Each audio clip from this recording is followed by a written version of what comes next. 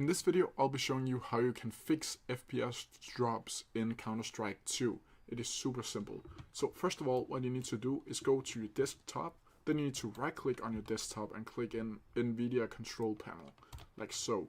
Then you need to wait until the control panel will pop up.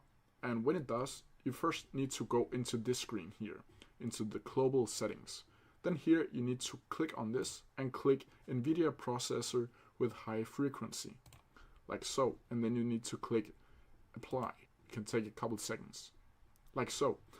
From here you need to go into program settings, and if you can't find your Counter-Strike in here, then you'll need to click add in here. And from here you'll need to find your Counter-Strike and click on it and click add.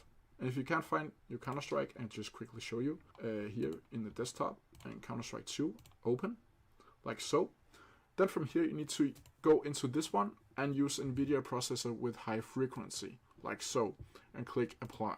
And that is how you do it. This should be fixing your FPS problems. If you have any questions about it, please leave them down in the comment section below, and I'll try my best to answer them as quickly as possible. See ya!